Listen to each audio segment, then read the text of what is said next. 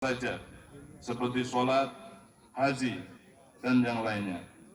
Akan tetapi masih meninggalkan aspek-aspek yang tidak kalah penting dari dampak ketika kita melaksanakan ibadah tersebut, berupa sikap jujur, amanah, peduli sesama, menepati janji, dan akhlakul karimah lainnya.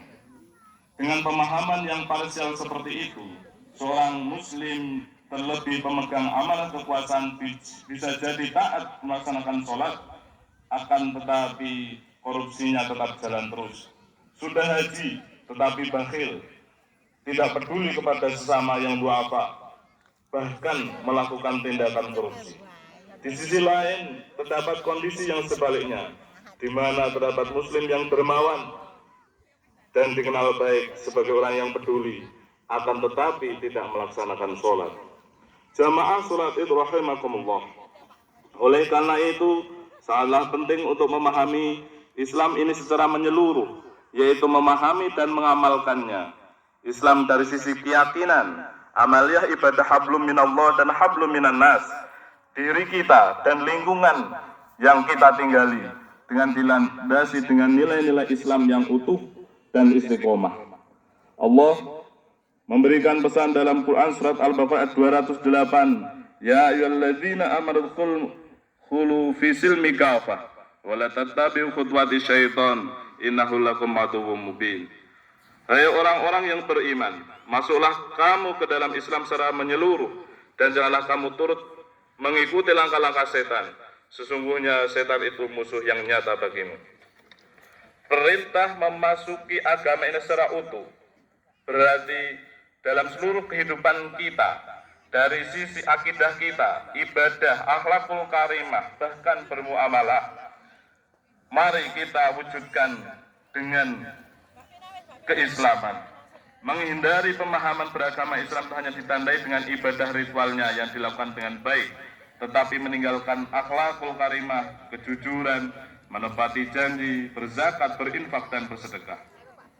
Berislam tetapi tidak peduli dengan kesulitan orang lain, berzakat, berinfak, bersedekah, tetapi terus melaksanakan tindakan yang melanggar tata aturan agama. Demikian juga tidak seorang dianggap berislam baik apabila dia dermawan dan sangat peduli orang lain, tetapi tidak mau melaksanakan sholat, bahkan bisa haji, atau bahkan sudah melaksanakan sholat, tetapi perilaku, tahayul, bid'ah, dan khurafat serta syirik masih dilakukan.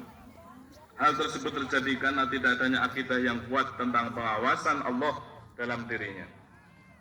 Rasulullah SAW dijadikan teladan kita.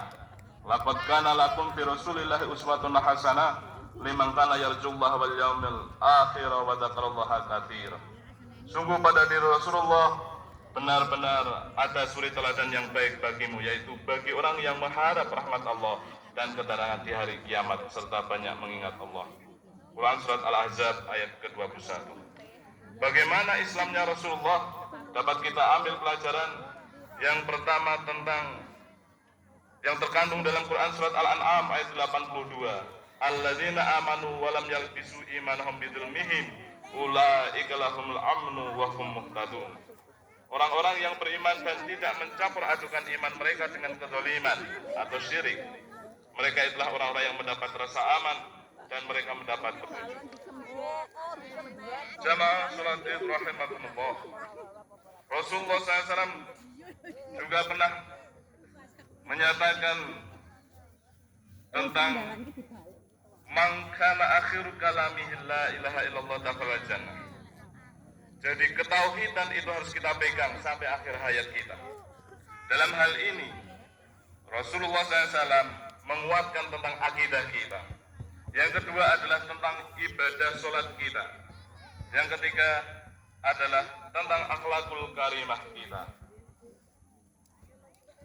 Sebagaimana sabdanya, man nafasa an mu'minin kurbatan min kurbid dunya nafsallahu anhu kurbatan min kurbi yaumil qiyamah. Barang siapa meringankan satu kesusahan dunia dari seorang mukmin, niscaya Allah akan meringankan Muslim dan Bukhari. Allahu Akbar, walillahil hamd. Jamaah sholat Id rahimakumullah. Dari uraian ini, betapa indahnya apabila kita berislam dilaksanakan secara menyeluruh dari aspek akidahnya, ibadah, muamalah, duniawiyahnya yang dilandasi dengan nilai-nilai keislaman. Karena apa? Kalau kita jauh dari konsep ini, kita akan menjadi manusia yang rugi. Dalam pedoman kita, dalam Al-Quran kita sudah dijelaskan tentang konsep menjaga agama ini dengan penuh kelurusan, agama yang hanif. Jamaah sholat Id rahimakumullah.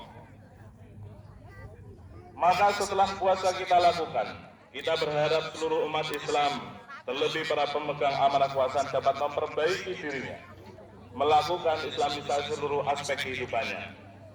Dengan apa? Dengan penguatan dan pelurusan akidah.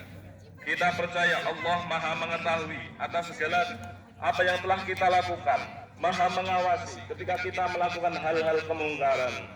Allah lah yang menilai, bukan orang lain.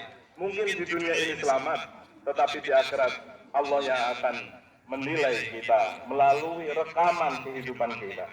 Yang kedua adalah penguatan ibadah. Marilah gunakanlah ibadah kita, bekas sujud kita. Setelah kita tengok kanan dan ke kiri, kita juga peduli dengan sesama. Bukan seorang ahli sholat, tetapi bakhil kepada tetangganya, pelit dan selalu memusuhi tetangganya. Jamaah rahimakumullah. Yang ketiga adalah kesalehan sosial kita. Marilah kita hidup di dunia ini, tidak hidup sendirian. Kita butuh kesolehan sosial. Banyak perbedaan dalam kehidupan kita, beda dalam keyakinan, beda dalam organisasi dan apapun. Tapi kita junjung tinggi bahwa itu semua adalah makhluknya Allah Subhanahu wa Ta'ala. Indahnya Islam dapat kita tebarkan di kanan kiri kita, sehingga kita menjadi manusia yang solih, hablum minallah dan hablum minan nas. Demikian sedikit uraian khutbah pada siang hari ini. Semoga bermanfaat bagi diri kami sendiri dan semua jamaahnya, sehingga kita dapat mengamalkan praktek ibadah bulan suci Ramadan di 11 bulan yang akan datang. Amin ya rabbal alamin. Marilah kita bersama-sama jadikan doa pada Allah Subhanahu wa Ta'ala. Semoga amalia ibadah kita di bulan suci Ramadan dan ibadah-ibadah yang lainnya dapat bermanfaat baik di dunia ini dan di akhirat nanti. Amin. A'udzu billahi minasyaitonir rajim. Bismillahirrahmanirrahim. Alhamdulillahi rabbil alamin.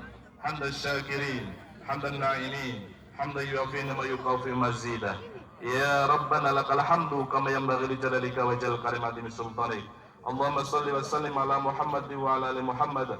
Allahumma ighfir lil muslimina wal muslimat wal mu'minina wal mu'minat al ahya'i minhum wal anwat. Innaka as-sami'un qaribun mujibud da'wat ya qadiyal hajat.